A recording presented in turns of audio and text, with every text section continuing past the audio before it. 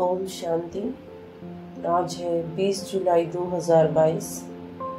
सुनते हैं आज की साकार मुरली से मनन चिंतन। पहला प्रश्न है, बाप दादा किन बच्चों की बलिहारी का गायन करते हैं? बाबा कहते, मैं उन बच्चों पर बलिहारी हूँ जो बांधे लिया है, जो मार खाते भी शिव बाबा को याद करते हैं। मार खाने से उनकी अवस्था और भी पक्की व नष्टो मोहा होती जाती है। बाबा आगे समझाते हैं, सिर्फ तुम अपने को आत्मा समझो, यह देह हमारी नहीं है, हम मर चुके, बाप के बन चुके हैं और कोई भी उपाय नहीं है। जो बच्चे सच्चे होते हैं उनकी अवस्था पक्की रहती है।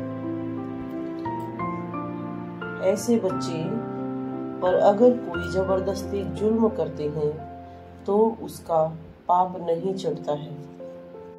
पुकारते हैं, शिव बाबा हम तो आपके हैं, शरीर तो जैसे मुर्दा है।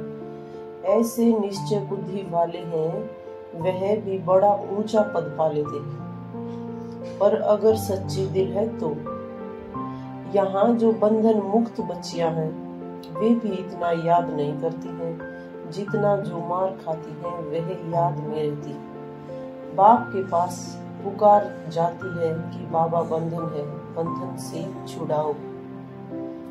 तो बाबा उन्हें जल्द ही सभी बंधनों से मुक्त कर देंगे और उनकी अवस्था पक्की होकर और भी ज्यादा ऊंच पद मिलेगा। जो बच्चे बंधन की वजह से मुरली तक भी नहीं पढ़ सकते, शिव बाबा उनके लिए क्या पुरुषार्थ बताते हैं? शिव बाबा हमेशा हमें समझाते हैं कि याद से ही बेड़ा पार होता है, याद से ही विकर्म विनाश होती है। कोई बच्चे कहते हैं कि बाबा हम पे इतना बंधन है, हमको मुरली तक भी पढ़ने नहीं देते। बाबा समझाते, अरे तुम बाप को याद करते रहो। मुरली में भी रोज यही समझाया जाता है। मूल बात है याद का चार्ट रखो। हम बाबा को कितना समय याद करते हैं, यह मेहनत भी बहुतों से नहीं होती है। घड़ी घड़ी याद भूल जाते हैं। तो तुम अपने को आत्मा समझ बाप को याद करते रहो तो ऊंच पद मिल जाएगा, क्योंकि योग की बहुत महिमा है। बाबा को किस प्रकार के सर्विसेबल महारथी बच्चे चाहिए? बाबा समझाते हैं, समझाने वाले बच्चे बड़े तीखे और सयाने चाहिए, क्योंकि जहाँ बड़े बड़े सम्मेलन सभाएं होती हैं वहाँ पर सभी सभाओं के हेड आते हैं, बड़े बड़े विद्वान पंडित आते हैं। तुम बच्चे ऐसे चतुर होने चाहिए जो बात बिल्कुल थोड़ी करो और एकदम तीर लग जाए। ज्यादा कुछ बोलने की दरकार नहीं रहती, सिर्फ सार स्वरूप चाहिए, क्योंकि वे सब क्रोधी भी बहुत होते हैं, उनकी सेना भी बहुत बड़ी होती है। कहीं से भी निमंत्रण आए तो तुम जा सकते हो। तुम्हें सिर्फ दो ही बातें समझानी है, एक अल्फ का अर्थ समझाना है, एक परमात्मा का अर्थ समझाना है। अर्थात परमात्मा सर्वव्यापी नहीं है। परमात्मा कहते हैं, मुझे याद करो तो तुम्हारे विकर्म विनाश होंगे।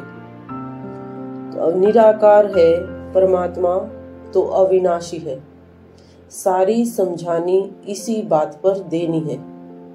इसी से तुम सर्वश्रेष्ठ बनेंगे व खुद को साबित कर पाएंगे। बाबा ने आज हमें किस प्रकार की सेना बताया, वह उसका लक्ष्य क्या है? बाबा ने बताया है, तुम रूहानी सेना हो, तुम्हारे बगैर रावण से सारे विश्व की रक्षा कोई नहीं कर सकता है। तुम्हें इसी शुद्ध नशे में रहना है। हम ईश्वरीय सेना है, हम रावण पर विजय पा रहे। कोई हाथ पांव नहीं चलाते, कोई हिंसा नहीं करते, इसीलिए हम बड़ी जबरदस्त सेना। तुम मददगार हो ईश्वर के, ईश्वर भी गुप्त है और तुम भी गुप्त हो। तुम्हारी युद्ध इतनी जबरदस्त और गुप्त है जो तुम विकारों पर जीत पाकर सारे विश्व पर जीत पा लेते हो। यही तुम्हारा लक्ष्य है। जैसे लौकिक में सेना देखो और हमारी सेना देखो। तुम्हारे पास कोई भी ड्रेस या हथियार नहीं है। लौकिक सेना कितने तामझाम करती है, कितनी ड्रेस पहनती है, जैसे स्वांग रचती है। राम की भी सेना दिखाते हैं, उनको बंदर जैसा मुंह दे दिया। तो यह सिर्फ गुड़ियों का खेल है। तुम बच्चे जानते हो, रावण रूपी 5 विकारों की जेल से हम छुटकारा पा रहे हैं। एक तो रावण की जेल, फिर रावण की मत पर चलने वालों की जेल। रावण की मत पर तुम कितने दुखी होते हो। रावण हमको बहुत सताते हैं। तो तुम्हें कोई भी हथियार न उठाते हुए, काम कटारी न चलाते हुए, तुम नॉन वायलेंस शक्ति सेना हो जिन्होंने योग बल से राज्य पाया। विश्व का मालिक बनाने के लिए श्रीमत पर हम एक बाप को ही याद करते हैं। यही हमारा लक्ष्य है। बाबा ने आज की मुरली में श्रेष्ठ कर्म किसे बताया है? बाबा ने बताया है, तुमको बाप की नई नॉलेज मिली है, तुमको इसे फॉलो करना है। डायरेक्शन अनुसार इस सृष्टि पर अपनी बादशाही स्थापन करनी है। बाबा कहते हैं, मुझे याद करो और बादशाही को याद करो। बाकी यह सितम ये तो होते ही रहेंगे। यह सब कर्म भोग है जो इस अंतिम जन्म में चुकतू करना है। अब तुम श्रीमत पर चलकर श्रेष्ठ कर्म कर रहे हो। यही श्रेष्ठ से श्रेष्ठ कर्म है। अब कोई भ्रष्ट कर्म नहीं करना। और सबसे श्रेष्ठ कर्म है सबको बाप का परिचय देना। बाप का फरमान मिला है, मम एकम याद करो। सभी बाप को भूले हुए हैं। शिव की पूजा करते हैं परंतु जानते कुछ नहीं। जैसे अमरनाथ पर कितना बड़ा लिंग बना के रखा, इतना बड़ा बाप का रूप है क्या? कुछ भी पता नहीं है।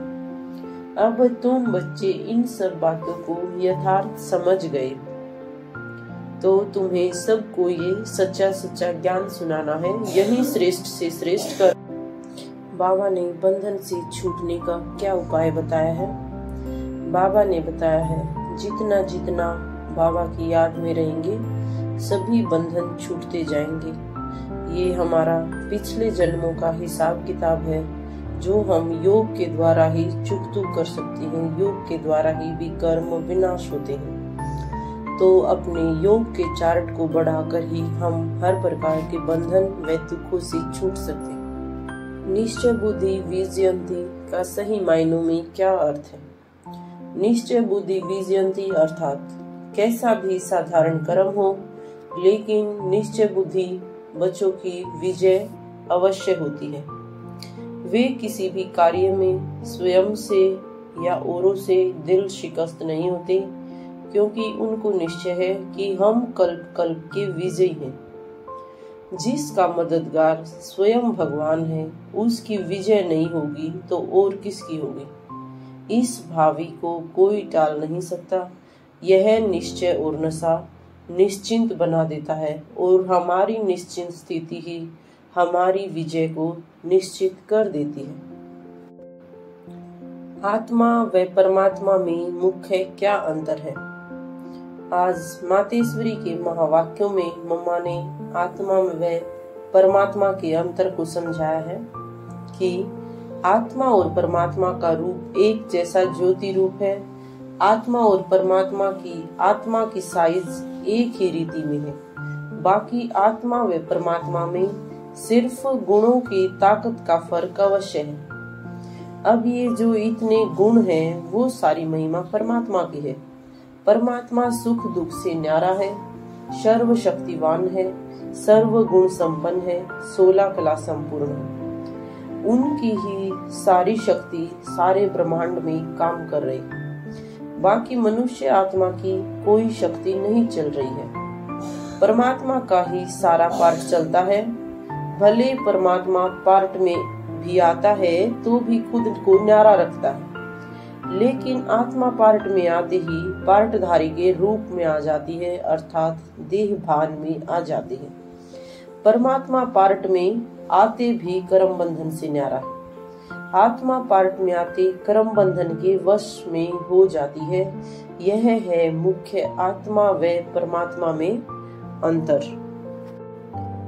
आज का स्लोगन है, सदा खुशी की खुराक द्वारा तंदुरुस्त, खुशी के खजाने से संपन्न खुशनुमा बनो। आज का स्वमान है, मैं विजयी रत्न हूँ, मैं निश्चय बुद्धि आत्मा हूँ, मैं रूहानी सेना हूँ। अच्छा, धन्यवाद। ओम शांति, ओम शांति, ओम शांति।